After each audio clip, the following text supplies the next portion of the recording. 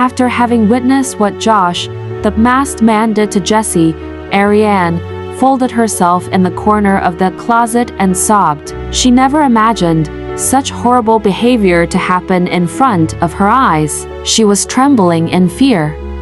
While she was grieving for the lady, she heard the masked man directing his men to silence her for good. Ariane was startled, and the more fear crept into her head.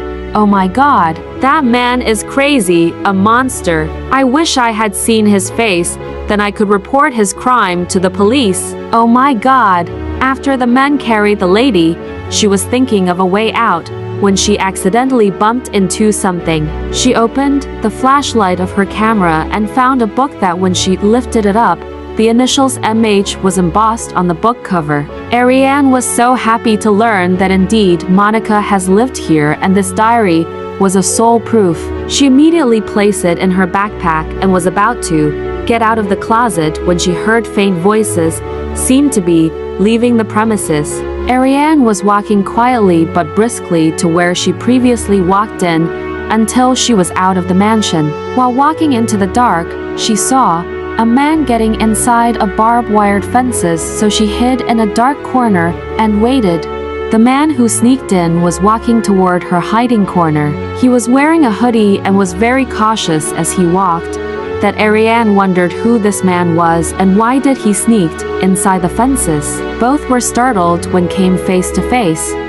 The man was looking down, hiding his face when he stumbled over Ariane. What the?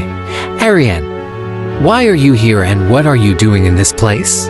And that's exactly what I want to know too, Eric. Answer me first. What are you doing here? This place is too dangerous. And who are you with?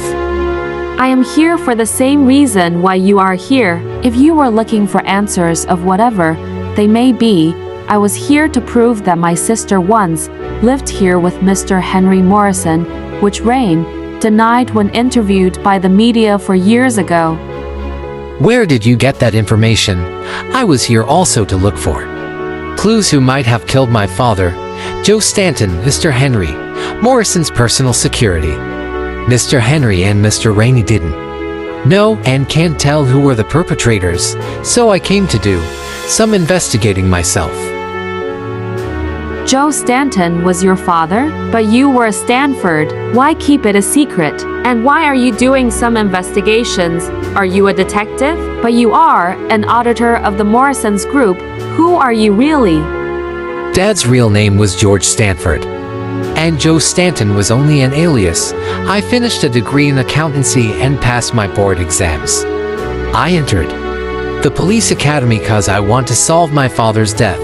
I got in as an auditor with the help of a friend so I can keep an eye on them, Morrisons. While Eric and Ariane were talking, two figures were coming their way and shouted, "Hey, who are you and what are you doing in this place? This is a private property." Eric and Ariane were startled. Eric whispered, "Better run, Ariane, and don't look back. Don't let them catch you. I'll cover you. Go, run." As the two men got closer, Ariane, in a state of panic, ran blindly, as fast as she could while Eric stepped up to them. "We are not doing anything here. We got lost." "And who do you think of us, fools? We are not born yesterday. If you were lost, why did your companion ran away? You're spying on us, huh?" Eric tried to talk them out, but the other man took a grip of him and Eric fought him. The two wrestled and Eric tried to free himself, but the other guy pounded his head, knocking Eric down unconscious. As Eric laid on the ground unconscious, the bodyguard called up his boss. "Sir, we caught someone here spying on us. What will we do with him, boss?"